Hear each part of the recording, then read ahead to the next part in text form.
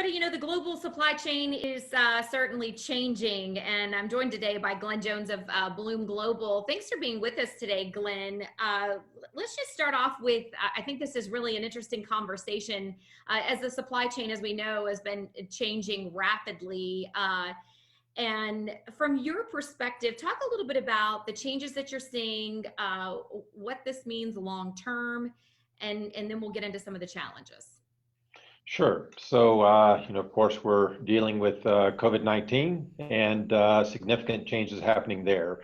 The markets in China are opening back up, the manufacturing in China, and so they're starting to build goods, laptops, desktops, mobile phones, and where that would have normally come across the ocean and the ocean carriers would have been carrying the cargo, a lot of that, especially PPE, personal protection equipment, is being shipped via air to get it back into the US and European markets as quickly as possible. And a lot of that's got to be enabled, and a lot of changes are happening. So the digital world is really helping to enable that change very quickly and enable the air cargo to happen. And I think it's interesting. We were talking just a few minutes ago on here. I think people may be surprised at how heavily paper was involved. So talk a little bit about that, because it's as things are, as we're moving more digital. Yes, no, the freight market has always been paper. FedEx is the exception because you can sign on glass, but that entire market operates with a thing called a bill of lading, and those things are signed as a proof of delivery, and a lot of times they're carried back to the office and they're scanned, and then that allows the trucking company or the ocean carrier or air freight forwarder to get invoiced. And so, with everybody working remote now, it's awful hard to go into an office and scan things. And so, the newer technologies enable electronic signatures, enable, taking pictures with OCR to be able to provide that kind of information back so that they can get closure on the shipment and closure on the invoicing. Very important to transition into a digital environment. And this has been a big push. We're seeing a lot of RFPs coming in right now for companies needing this kind of capability very quickly. I'd say so. Everything's been, having to pivot on a dime, and for companies maybe they were a little bit behind on that, they're having to play catch up pretty quickly. Talk a little bit about, Glenn, the tech behind the tech. And I know you mentioned earlier IoT, and there's sensors are everywhere now, and tracking assets. So talk a little bit about some of the tech involved here. Sure. No, IoT devices and the sensor devices have become very important in the supply chain these days. You can put, so certainly the trucking companies and even the ocean carriers have a way to track digitally through fleet management or other types of IoT devices. But we're starting to see more and more of the companies putting sensors on containers, not just the trucks. So now you can actually track the container or the cargo inside the container, because they'll put IoT sensors on the actual cargo. And now you can get the health of that cargo. If it's a reefer and you're shipping fish, then you will see what is the temperature, how much did it vary, did it stay within tolerance, and you can get alerts. And so if, for example, it's going across the ocean and you see that the fish was spoiled, there's nothing you can do about that, but you can put cargo on an aircraft and ship it over that way to try to make up for whatever may have been lost via the ocean. So we're seeing a lot more. 2 years ago, we were seeing a lot of prototypes. So we did a lot of prototyping, but the price point for these sensors were too high at that point. So they weren't able to be mass laid out across all the industry. But now the price point has come down, the sensors are more available, there's different ways to arrange these kind of sensors. So we're seeing a lot of that type of technology being deployed today. And we pull that into our platform and we process it, and we provide different ways to look at that kind of information and make sure that the health of the cargo is good and that the cargo really did make it to its destination. Yeah, and Glenn, we touched on this, of course, that when the pandemic hit and it's changed so much, and we're going to continue to see the fallout or continue to see how our new normal or what it will look like as a result of this. But e-commerce have been changing the supply chain, no doubt, in rapid fashion. So how much do you see that things have changed because of this pandemic, or have you been surprised by how much things are already changing because of it? Well, we call it the Amazon effect. It was really driving a lot of digitization. And so in the international freight world, it's no longer good to plan 37 days in advance that I need hammers in, Home Depot in Atlanta. And you now have to be much more agile and much more dynamic.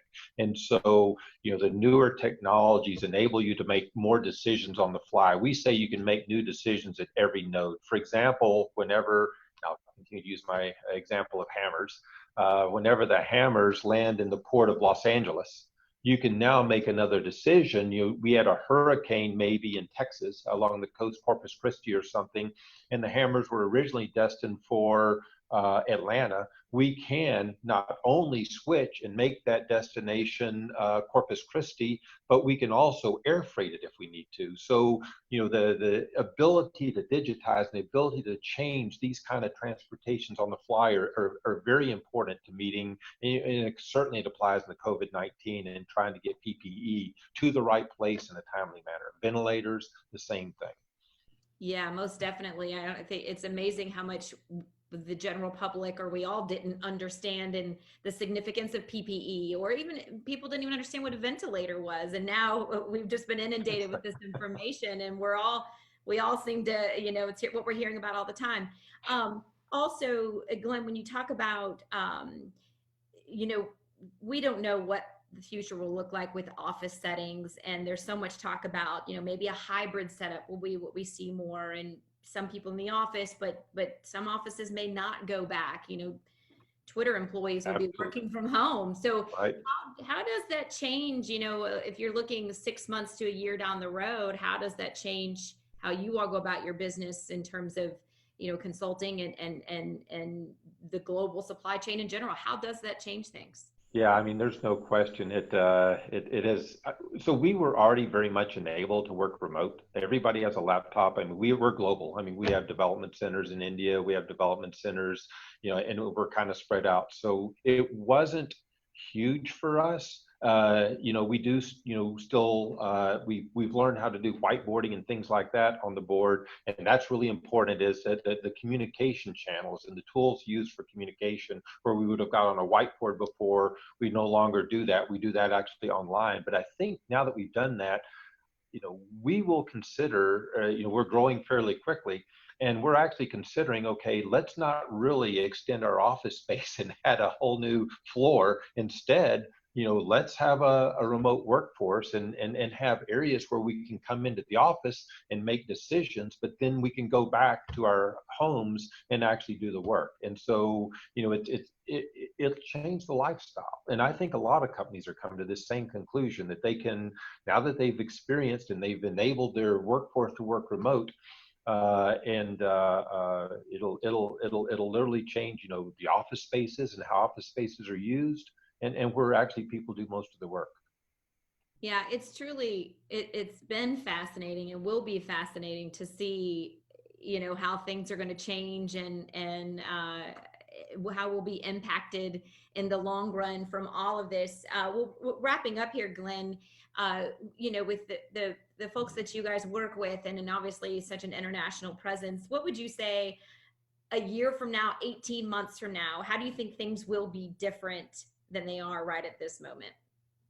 Well, there's, That's a at big least for question. our customers' perspective, you know, the transition to digital will be significant. I mean, this has been a huge rallying call to say, and like I said, RFPs are coming out, so the world will be much more digital at that time, the supply chain world. And I don't mean just logistics, but logistics is kind of foundational to a lot of the other supply chain mechanisms, and having that happen, it will, having things digital will make a lot of efficiencies. It will reduce costs. It will allow, other companies to compete against Amazon, for example, in the Amazon effect, because they will be able to make much more dynamic decisions. We say Amazon's vertically integrated. They actually lease their own vessels now. They lease their own airplanes, and so they can do that kind of stuff. But it will help other companies stay on par with Amazon, without having to have all of those resources. So I know that there's a lot of investment by the freight forwarders and the ocean carriers and the air cargo carriers to really enable those kind of things to happen. FedExes, the UPSs. Yep. Yeah, I very. think that'll be a big difference, and you'll see same day, next day delivery for a much larger size of the market.